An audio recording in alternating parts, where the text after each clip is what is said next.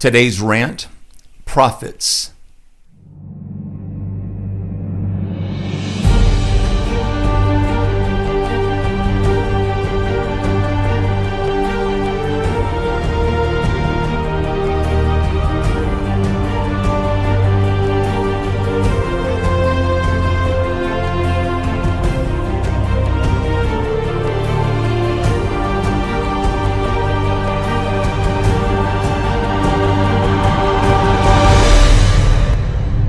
This is going to be my final rant for a while, and that will relieve some of you. Some of you will say, I wanted to hear more. It doesn't really matter. The rant, again, is still kind of the same theme, though I'm going to expand on what's been bothering me. I had somebody last week or the week before, whatever it was, they said, we get it, Steve, move on. You can move on. If we got it, we wouldn't be as, I don't know the word I'm looking for, complacent as I believe the church is today. I believe we've desensitized ourselves in many areas, no thanks to what's going on in the world. We watch the news, and if we don't like it, we change the channel. And the news we get sometimes is absolutely horrific, and yet it's just a broadcast, isn't it? It's a station that we can change. It hasn't hit home necessarily to you, hopefully, most of us anyway. Some of these things we watch on the news, it's just another broadcast. You feel bad, you get upset, especially when some things are really catastrophic.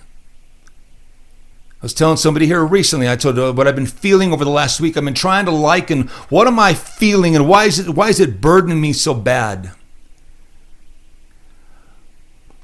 And yet we got killings going on, folks. Killings going on, and yet the reason I think it's burdening me so bad is because if you want to compare killing the body to killing the soul, there is no comparison. And yet we understand how horrific the things we're watching when people are dying. But I would tell you, fear that which can kill both soul and body. Not just the body. We watch on the news. I was thinking how far some of this stuff just goes back and how senseless some of these killings are. And I don't think we think anything of it. Again, I really don't, because we how many times do we get to watch a school shooting where kids are being shot up? Now, I just may not have been in one of your kids' schools that you've been in. Of course, I'm in Colorado where the whole thing started with Columbine. First school shooting, crazy. We had an issue a couple years ago here in Trinidad. A threat. Trinidad's only a half hour from me. But we don't, again, because it happens all the time, we don't really think anything of it. And yet these kids are what are they going through, folks?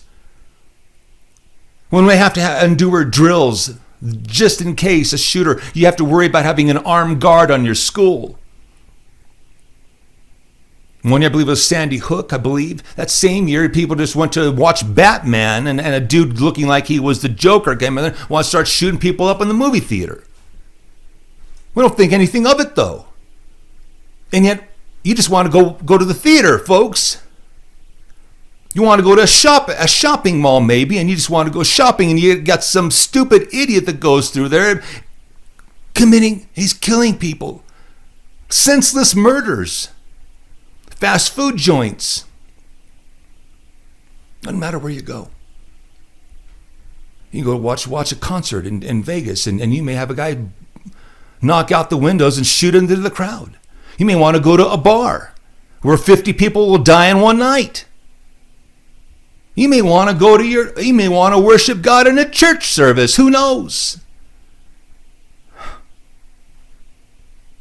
You got to have people packing in a church service. Even military bases, you get some idiot wanting to perform jihad. Get a disgruntled worker. It's stupid, and to the most of us, it hasn't happened to you yet. Now, this is not what the message is about, because I want to talk about prophets, and I got off the phone with my prophet friend tonight. and him and his vision. And where America is going, it's insane. Now, I'm not going to talk about it. I may talk about it at another time. In fact, I think I want to offer his book. Point is where this place, where this world is going is insane. It's absolutely insane. And yet, it hasn't hit us yet. It's still fine right now. Everything's still fine. So the people like you say, we get it, Steve, move on. Move on. This is what's burdening me, yet I can tell you what's happening right now. Where we are going is far worse than any of this. And I don't mean chaotic, even though, oh yes, perilous times are coming. But that's not what I'm talking about. These are people who kill the body, and yet you all would get it. You would get it. You would understand it. That if we got some idiot out there killing up our kids, got immigrants coming in, MS-13, they got an agenda. Thousands of immigrants coming in daily, and sometimes they just commit crimes so they get free room and board. They get in jail. They get 3 squares a day, and that's the reason they commit the crimes and the murders that they do, so they can get locked up. Isn't that insane? And yet, I think you can relate. Hopefully, if you're not sympathetic, you're at least empathetic. Because it hasn't happened to you yet. You don't understand the pain. You haven't lost anybody yet. What I've been feeling this and comparing it likened to, again, don't worry about the person that can kill the body. The person that can kill the soul is far worse. And yet in the church today, we have hit squads. Well, they're not doing it intentionally, but they're poisoning the body. Hitmen, prophets, calling themselves prophets. And I'm getting sick. It's sickening me. Everybody wants to label themselves a prophet. And yet at the same time, they're poisoning the body of Christ, literally handing food that's poisonous. And we don't see it. We get it if somebody kills a person. Yet, folks, going to hell is far worse. It's far worse. Kill my body any day. Don't send me to hell. Right? Kill my body, do whatever you like to it. But I don't want to see hell. I never get out. It's far worse. And it's even more criminal that is occurring within the church. Again, people everywhere I've been looking, I keep seeing these people, they just want to call themselves prophets. Prophet. Everybody's a prophet. Everybody's a prophet. Folks, prophets don't act like, they don't call themselves a prophet. They don't. Do you ever remember William Branham? These are people, I'm going to give you some prophets that we label prophets. We know that they were prophets. William Branham ever call himself a prophet? Did A.A. Allen ever call himself a prophet? Did you ever once see David Wilkerson calling himself a prophet? No, but these were prophets. I saw John Paul Jackson recently, and it made perfect sense to me. I've tried to I figure out why John Paul Jackson does certain things, and I know why I do certain things, and sometimes they just completely line up to the same thing, and I'm kind of in awe what his reasons were, why he does it, and yet I know why I'm doing it, and I kind of think they were kind of the same. I've had people ask me what, and I've tried to say, and here's what I've said. All you need to know about me is that I have an office, and that's it. That's it. I hold an office. What does it matter? What does it matter to anybody? Folks, he that would be great among you, let him become your servant. The greater the office, the more that's required of you, and the more humble you should be and would be, or you don't deserve the office. You hear me who want to appoint yourselves and you want to prophesy and do all these things and you're wrong and you're poisoning the body.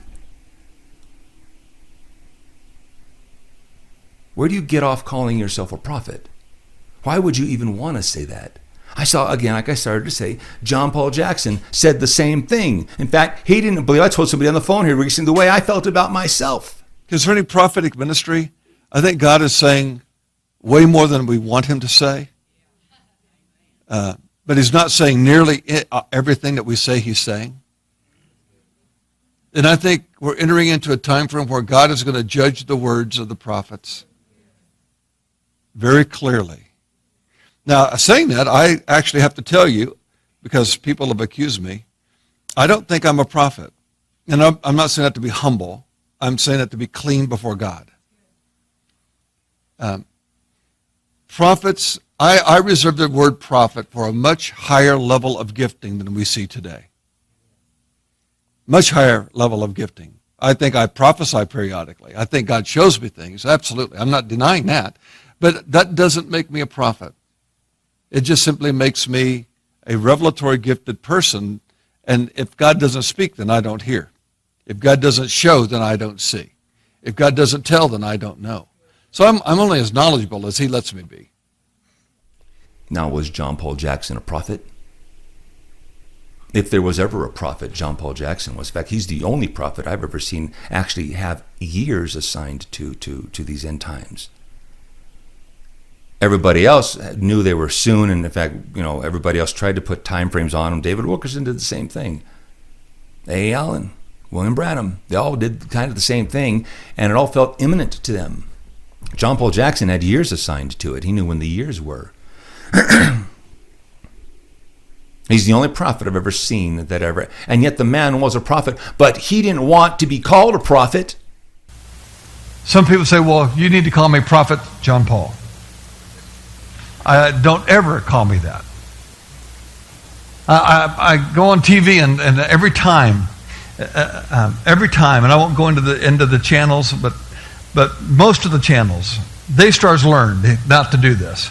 But other channels that I've been on have said, so what do we call you? And I said, how about John Paul Jackson? And they said, no, before you is apostolic prophet so-and-so. I said, yeah. So what do we call you? John Paul Jackson. No, what's your title?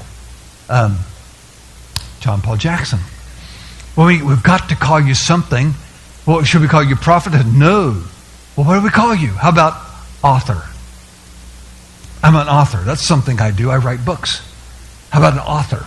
They go, author? But the guy before you is apostle, bishop, and the guy after you is apostolic prophet. You're kind of like a dip in the road here. I said, well, I'm going to let God speak for what I am. Because here's what I've learned. If I have to tell you what I am, you won't believe me. If you tell me what I am, I can't convince you I'm not. You see, it's so important to understand. That's why Jesus said, whom do people say that I am? He was waiting for the people to tell. He didn't tell. He wanted the people to see, to know. That is far higher than putting a title on your calling card. And you know what I find? That is a form of pride. And what I've found out is that pride comes before a fall, no matter how gifted you are. We have to set an entirely new cultural level, a biblical culture level, not a sociological cultural level, a biblical cultural level. That's going to be hard to do in this day and age, but we've got to do it. We are to function in service, not seek a title. When we take on a title, we soon become entitled. Instead of serving, we expect to be served. When you become entitled, somebody has to serve you. You don't serve them. When people adopt a title, eventually God judges you for pride, and God will resist the proud and give grace to the humble. I mentioned that to you. No prophet wants to be called a prophet. Now, a prophet, and or you may want to call the person a prophet. I have no problem telling you about what my wife is. And I don't think she knows it. And I know she is. I know my kids are gifted. I'm just telling you. But when it comes to me, I don't want to talk about it. I have no reason to talk about it. I don't care.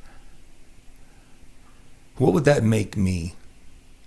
I've learned, as I tried to explain before, you will be humble you don't start out putting yourself up. No, you got to start learning at below. In fact, the last video that I'm showing you, I want you to look that up. I'll probably put it in the description, or I'll put a card right up there. I want you to watch that video.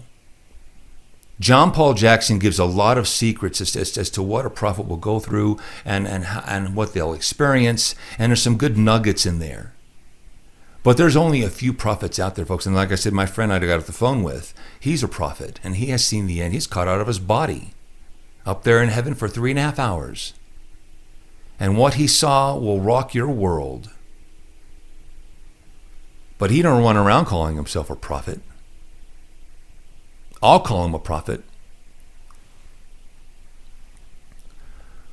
Prophets, again, folks, or anybody that's higher up.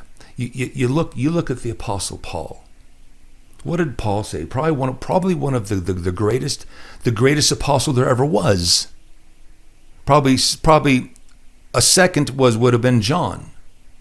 Wrote several books in the Bible. But the Apostle Paul was the greatest, and yet he called himself the least of all apostles, folks. Don't you get it? He was chief among sinners, the worst. He said, of whom I am chief. That's the way he thought about it himself. And that's the way anybody should. And yet I'll tell you, he probably knew that he was probably the greatest. But he didn't feel that. He didn't want that. And he wouldn't call himself that. And people who run around saying, I'm a prophet, what are you doing? You grieve me, and especially when I hear some of these prophecies. That's not how a prophet is. You're humble. What I have learned. Some of the very first revelations I had, I was like in awe. I was wow. And the greater they became, you know what happened? I think there was a point in time I was just like, wow. And God's going to use me. And I would have probably agreed to, okay, I'm an evangelist. And I would have said that because I was evangelizing. And I know this ministry will evangelize. So it's about the best you're ever going to get out of me. What began to happen, folks, is the revelations began to increase and become bigger. More shocking. More amazing. The word awe doesn't describe anymore. And you know what happens when that happens? The greater the revelation, the more inadequate you feel. You don't feel like you rise to the occasion. I'm a prophet. Really? No, that's not what you do. You realize how human you are, how inadequate you are, how frail you are. And you need, and that's all you think. God, I am not this. I am not this. I was thankful that I blew it one time when I tried to put down a timeline. It burst my bubble, if there was any, and I didn't need it. And God knows how to bring somebody, and if you're getting like a reputation or whatever's going on, you really need to keep yourself in check. And the greater the office, the more that's required. Too much is given, much is required. Listen to what John Paul had to say about what happened to him. I had a time in my life where there was an incredible attack that came against me and the men in Kansas City. Incredible attack. Lies, distortions, twisted, disinformation, not misinformation, disinformation, intentional lying, twisting, spin doctoring to the max off the charts. I asked the Lord why he allowed that to happen. And he said this. He said, you had allowed yourself to have a reputation. And he said, you cannot do what I've called you to do with a reputation. So I allowed this to happen to kill it. Never allow that to happen again. I have spent the rest of my life stopping reputation and trying to build people, the kingdom, and God. He'll keep you humble. You got to know how to be humble. So those who want to just run around and be something, you've got everything backwards. You've got it backwards. You're not chief, even though you desire to be. You need to become a servant. And understand that. And if God wants to promote you, it's because you're humble already. You've had to learn humility. And it hurts when you learn humility. And like I just showed you, he was thankful he went through it. I'm thankful what God did. My only concern was what I told God. I mean, when I got the timeline wrong, my concern was now nobody's going to listen to me. And I've tried to say that would be a mistake. On these things that I say are thus saith, thus saith, thus saith. Hold that fast. Hold it fast. Don't throw that out. Don't throw the words out. Don't throw the prophecies out. But if I've blown a laying down on a timeline, which I do not want to touch timing anymore hardly. There are some things I believe God's shown me, which is what I tried to explain in the Jubilee video, when we should be looking for these things in the 70 weeks and so on. There's some amazing revelations, folks. And by the way, TV is going to happen, which is I'm so excited about.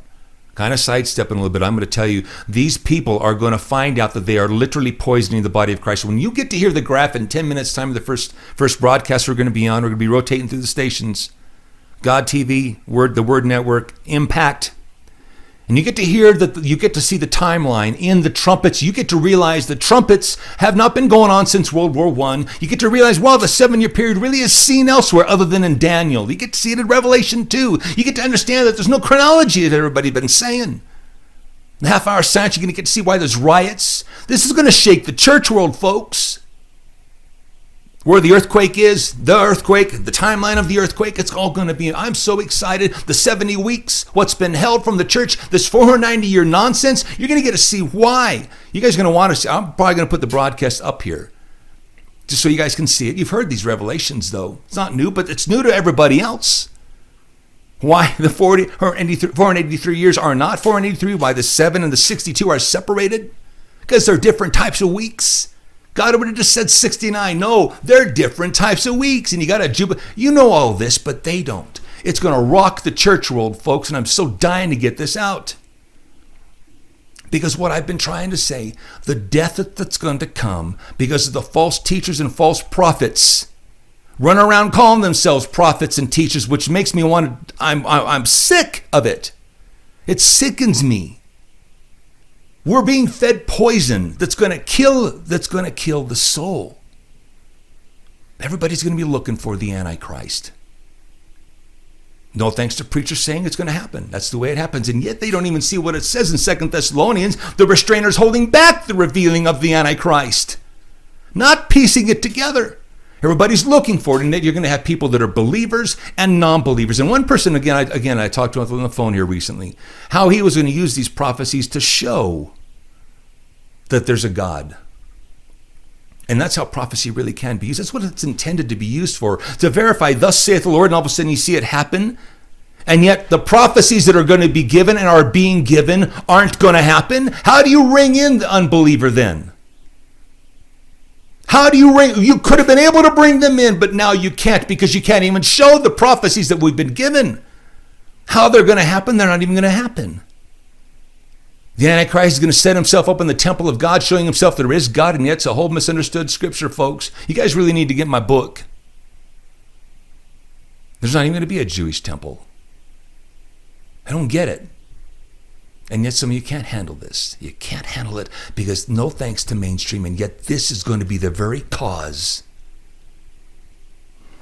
The very cause, folks. Something went off my computer. The very cause people are going to fall away. People are going to go to hell. They're going to go to hell. Burn in hell. And people that could have came to God aren't going to come to God because there is no Antichrist. There is no 7-year peace treaty. There is not even a Jerusalem anymore. Not one that's beneficial to the Jews, no. It's going to be destroyed. All of this stuff, they're going to be looking for the 2 witnesses and abomination. They don't even get it. I'm sorry, it hurts me because this is going to happen. People thinking the following way is already happening. No, you ain't seen nothing yet. You ain't seen anything yet. And the restrainer is going to hold back the revealing. The biggest thing everybody's looking for, the Antichrist, and no. There ain't no Antichrist. Not until the restrainer's done holding it back.